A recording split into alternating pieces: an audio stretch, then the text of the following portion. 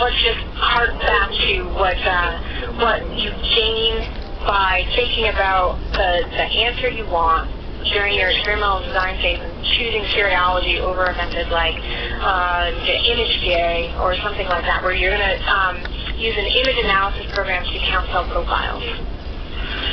Cell profiles, because it doesn't represent a unique point of your cell, means that you are not ensuring that you're going to count an object once and only once. Not only that, but that cell profile is going to have a bias depending upon the size of the object that you're looking for. Okay, and keep in mind that if we don't get to your questions today, we're going to go through them and answer them, and please contact us to talk about today's topic, which is how do you decide which probe to use, or more specific topics like how do we follow the rules for this probe and how much sampling do we do. Yep, we have numerous webinars on our website already, and we're going to continue doing these, especially if you let us know that you like them, and feel free to offer up topics that you'd like us to address. The practical demonstration webinars cover how to baseballs as well as Cavalieri and area fraction fractionator. You can refer to the primary literature in order to see how researchers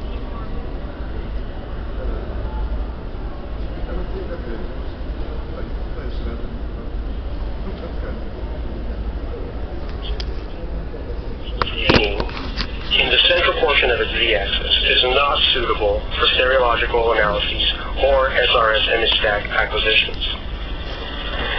Before beginning the SRS image stack acquisition workflow, users should also have such stereological parameters as counting frame, distribution, and counting frame size. Of course, calibrated stage hardware and software is important. By this we mean that your hardware should be calibrated both parcentrically and parfocally, and device command sequences should be delineated beforehand. Device command sequences are a series of commands which our software sends to the microscope hardware to initiate the movement and engagement of specific hardware pieces at specific times. So for example, a device command sequence may open an excitation light shutter, engage a fluorescent cube, and set the camera to specific exposure settings. Of course, we recommend having the latest version of Stereo Investigator, which as of this transmission is version 9.12. At this time, this is the end of our discussion of background topics.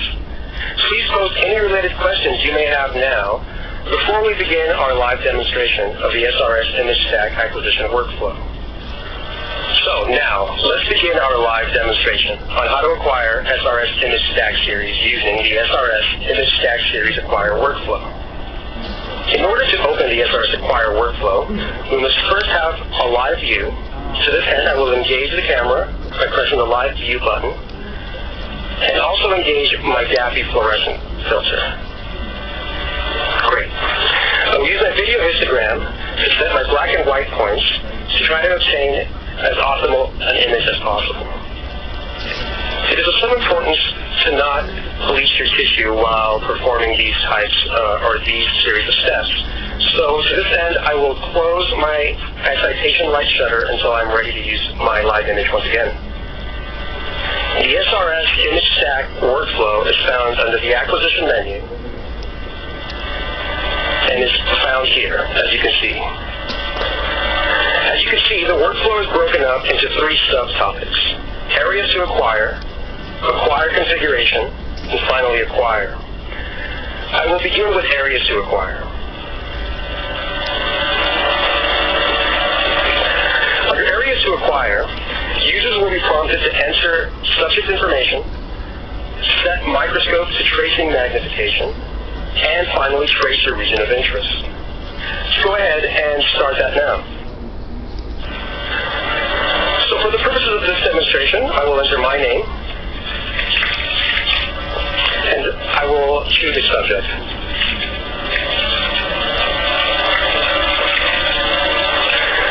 The notes field is a useful place to enter notes regarding the subject or any other aspect of this sampling which may be useful to you or other users later in the future.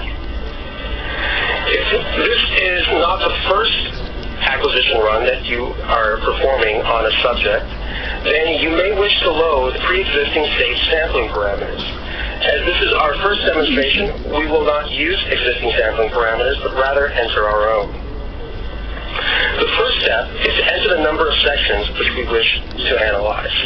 For this demonstration, we will be analyzing and we will be acquiring images from one tissue section. It is possible to acquire images, or SRS image stacks, from multiple contours so long as they are on the same slide. This tissue was cut at 40 microns.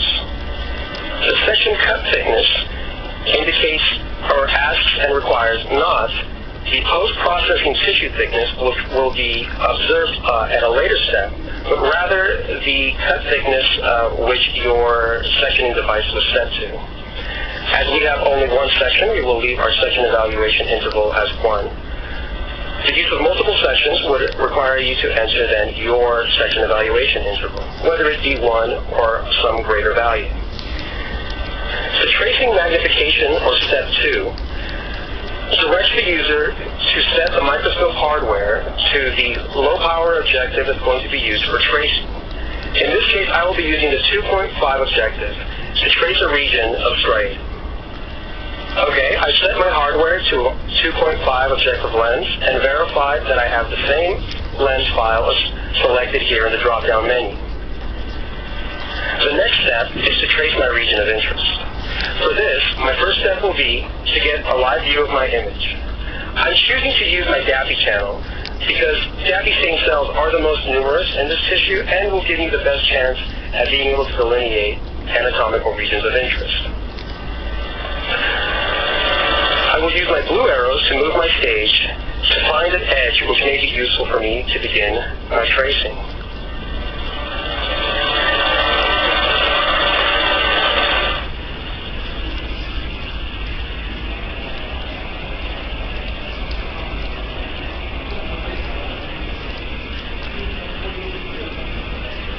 This is a good place. The serial section list lets me decide or select which tissue section I am working on. If my slide contained more than one tissue section, and I wish to draw contours around more than one tissue section, I could select which section here. Alternatively, I have the option to add a new section now, or edit information about the current section. I will pick the appropriately named contour, and if I choose to, I can even change the color. I'll now begin my tracing. As you can see, clicking outside of the auto move box moves the stage and my contour drawings together in such a way that the relationship between the contour and the anatomy being delineated remains together.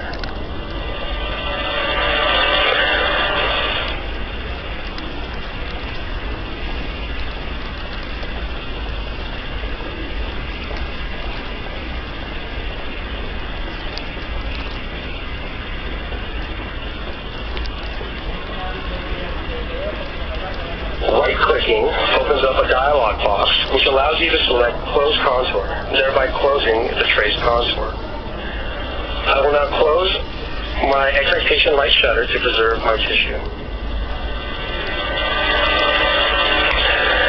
Now that we have gone through the first subtopic, please post your questions now on any topic related to entering name and subject information, adjusting microscope to tracing magnification, and creating a closed contour around your region of interest.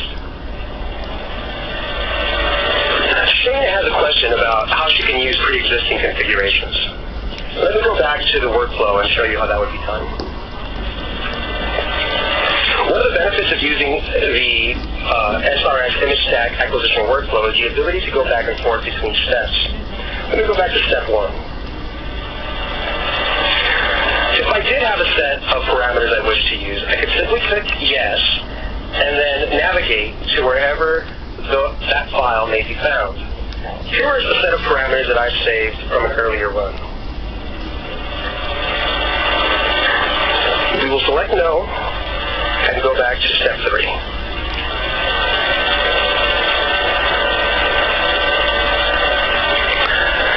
Genevieve has a question that is the tracing evaluation interval entered in microns?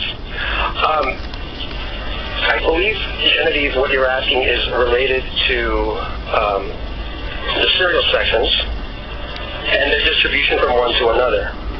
This is not entered in microns. This is entered in numbers of tissue sections.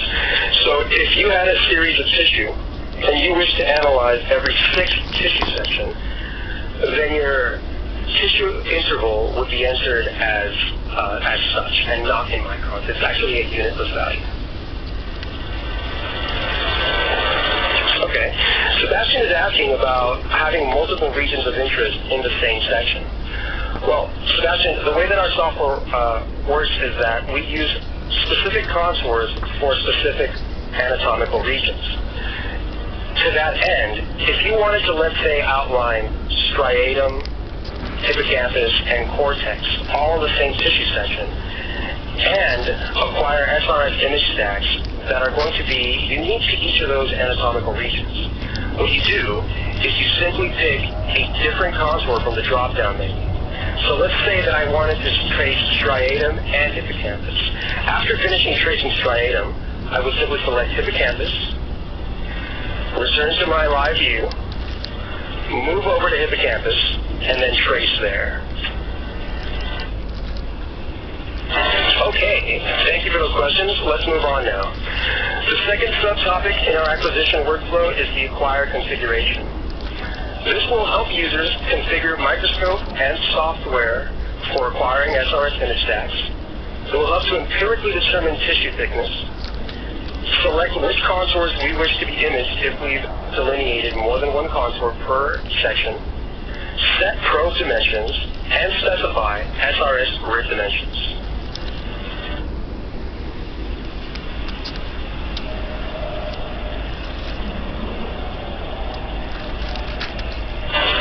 Step 4, or set acquire magnification, directs the user to move to the objective lens which will be used for acquisition. As we have mentioned before, it is critical to use a high-powered objective with a high numerical aperture. For this demonstration, I will be acquiring with a 100x foil objective, which I'm going to move to now.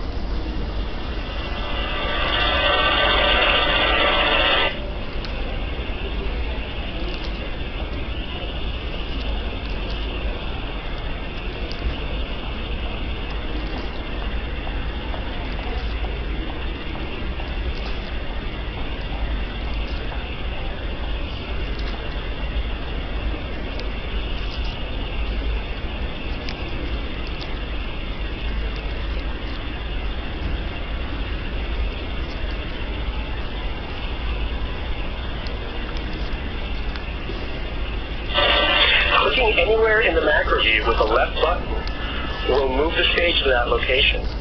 This can be useful if tracing edges need to be aligned with anatomy. To shift the region of interest, right-click to end joystick mode, select the Align Tracing button,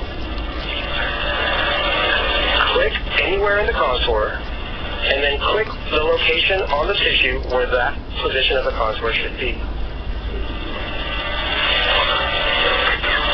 One of the benefits of having semi-automated hardware is that it is possible to have hardware prompts appear in the software. For example, here, the software prompts us to finish adding oil or the change immersion oil before continuing. I am now adding a bit of oil to my slide and returning the stage to its working position.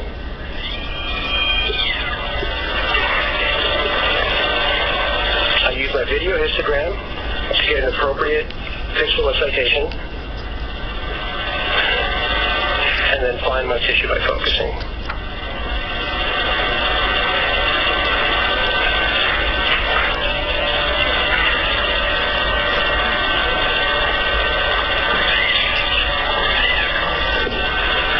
Software has kept track of the fact that I added immersion oil for my 63x objective, and so when moving to my 100x objective, no longer prompts me to do so.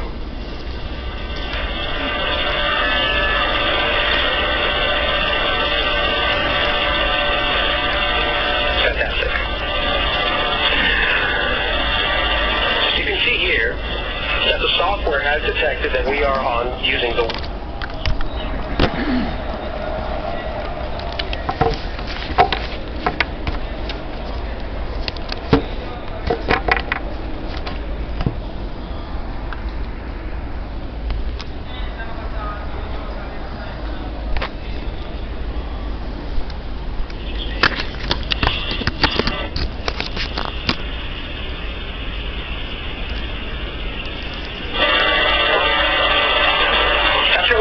our microscope for acquisition power, we can hit next step. This step, or region selection, allows the user to select multiple regions, if available, to scan and acquire image stacks from. As we have selected only one region of interest, it is selected here. You can tell that it's selected by the fact that it's bounded by this white box. If you had multiple regions, they would appear in this work area as well. It's possible to simply hit select all regions to have them all selected, or unselect all regions, conversely. Once you've selected the regions of interest that you are interested in acquiring from, you may hit next step. This step, step 6, counting frame settings, prompts the user to enter their predetermined counting frame size. For this demonstration, we shall use a dimension of 15 by 15 microns. The actual dimensions that you will be using for your analysis must be determined empirically, and there is no standard value that I could offer at this time. Hovering the mouse over the counting frame turns the cursor into a 4-headed arrow. Clicking and dragging sets the position of the counting frame in the location where it will be found during analysis. It's also possible to use the mouse to move each side of the counting frame wall.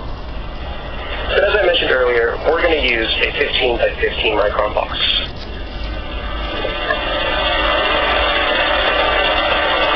Once the user has entered the counting frame dimensions in X and Y, we can hit next step.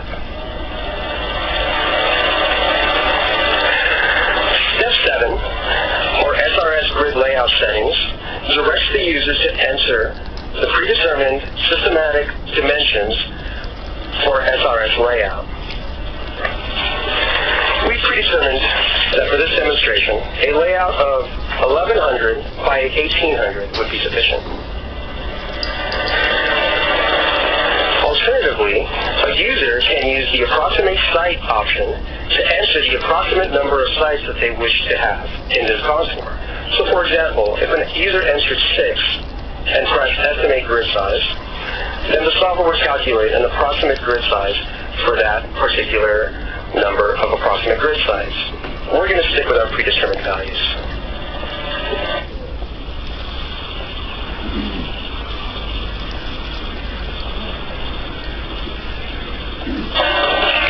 Step 8, for image stack settings, directs the user to enter values related to the probe and the tissue acquisition.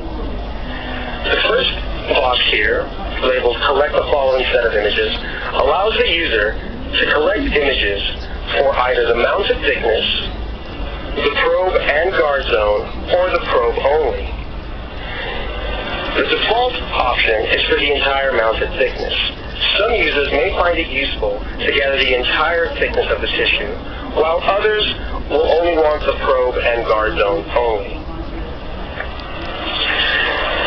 It is possible to collect additional images above your tissue by entering the desired value there, as well as below. Now we're ready to enter our image stack height information. The first step here is to empirically determine mounted thickness. For this, I will need to have a live view. So I will once again use my device command sequences to get my excitation light shutter open and get my DAPI cube in place. Pressing the mounted thickness set button brings up an ancillary menu that we can use to empirically determine our tissue thickness.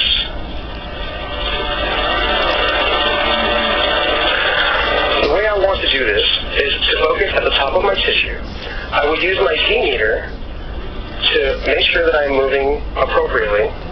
And my favorite technique is to focus above the tissue until everything is out of focus, and then slowly come down until only a few objects are in focus.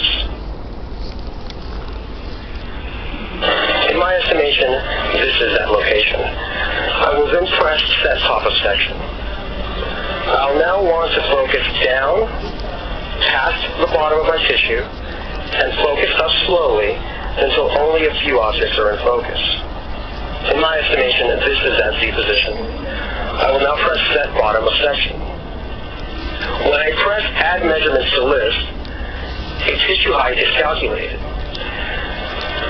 Having an average mounted thickness measurement that reflects the reality of your tissue is critical to your stereological analyses. We recommend measuring thickness at various locations. One easy way to do this is to click anywhere inside of your contour in the macro view. You could then go to a location distant from the one you just measured and repeat the operation.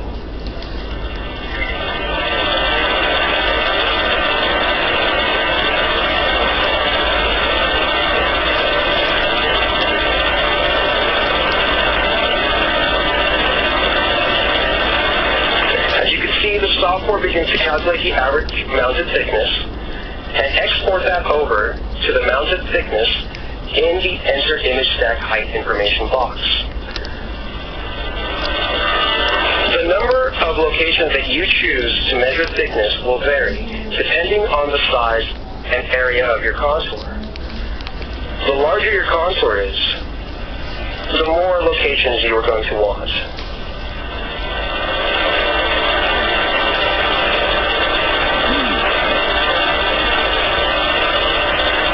If you believe that you generated a measurement in error and are confident that it does not truly reflect the tissue thickness at that region, you can select it here and delete it. Then you can repeat the measurement or move on to another location to measure there.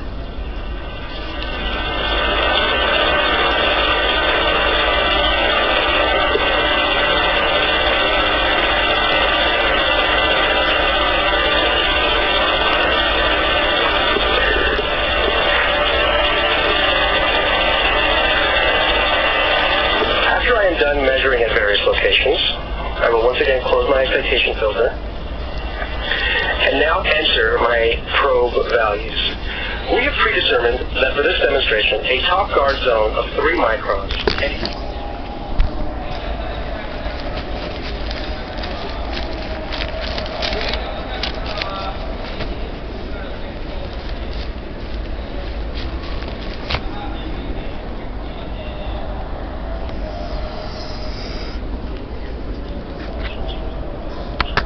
Capabilities of your computer before making the decision of a step size. Other important considerations are the sizes of the objects that you wish to observe and count stereologically. We will proceed with a measurement of 1 micron step size. The final step, or step 9, directs the user to choose a location for saving the data and image files. So we have already entered a path here for a folder on my desktop. The next option is to give each of the images in your series a base. This makes it easier to go through and find a specific image, even an image that is part of a Z-stack later on. The images generated by the SRS Image Stack Acquire workflow will be titled whatever you name here, for example, webinar, followed by a series of numbers. In this way, each of the images of your VSTACs will have a unique name and will be making it easier to identify and find it at a later time. If the user wishes to engage camera binning, they may do so here. We are going to go ahead and take images with our camera's highest resolution. The user can also pick the format to save their files in, specifically their image files. The options here are JPEG 2000 files or TIFF files. We at NBF strongly recommend using JPEG 2000. Finally, I will enter a file name for my data.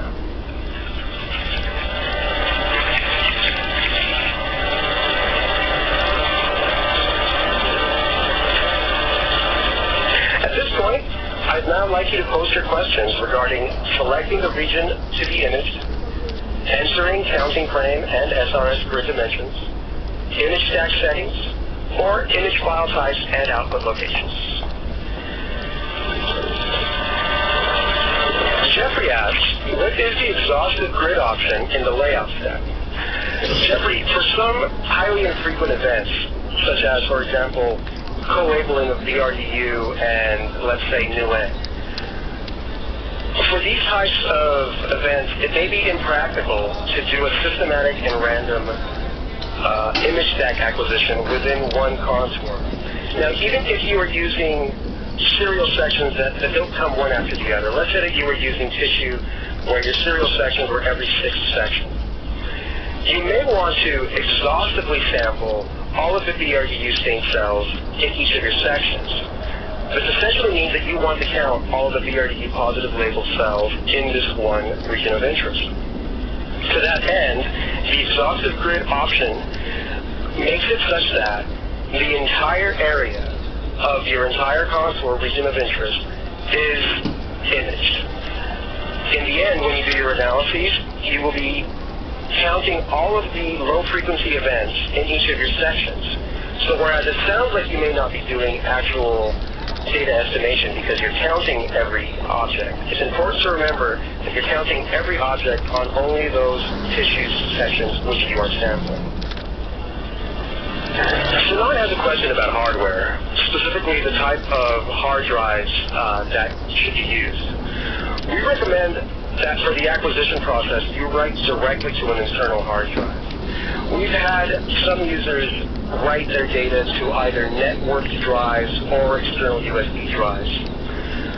What we've encountered is that there is a potential for data buffer interrupts, or there may be some problem in writing to an external hard drive. This may result in some technical problems. Our recommendation is to always acquire your tissue and write the files directly to a local internal hard drive. Great.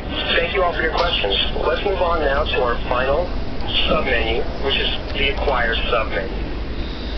In the Acquire submenu, users will be prompted to specify pre-focusing locations, pre-focus to the top of tissue sections, save imaging configurations for future use, and also optimize camera settings for multi-channel fluorescent acquisitions. I will now go on to the next step, or step 10. In order to obtain SRS image stacks of your tissue from the top to the bottom Z position, it is important to indicate to the software the location in space of the top of your tissue. We recommend measuring at every acquisition site. In this way, you will have the most information about tissue top locations and have a greater chance of scanning and acquiring Z-stack images from the entirety of the Z-axis. Alternatively, interactive site selection is possible. In interactive site selection, the user selects locations upon which to go through and measure tissue tops. By hitting the top of section button, the software will then take me to these locations where I will focus at the top of the tissue. A third option is to simply set the current Z position as the top.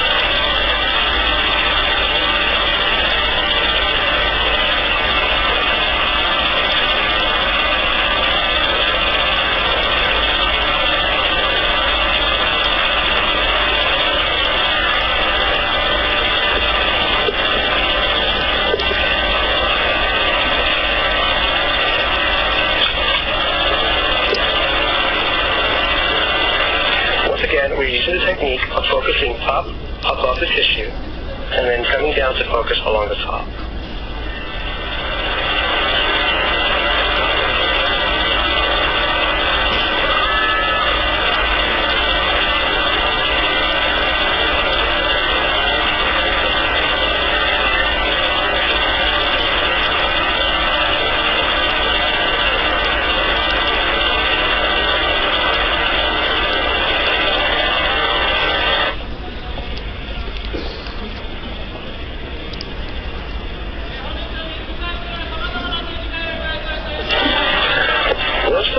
of the tissue has been identified at all the predetermined locations, the user may hit next step.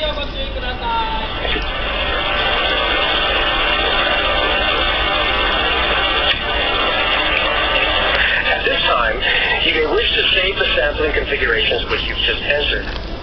Doing so expedites the process of SRS image stack acquisition in the future by simply loading the grid size, counting frame, and various other values for future use. I will demonstrate how to save this.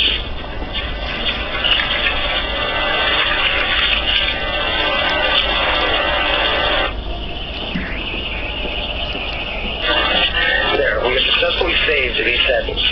The next time that I need to acquire image stacks from another subject of this group, whether it be control or experimental, I can simply use these settings by loading them up, as you saw in step 1.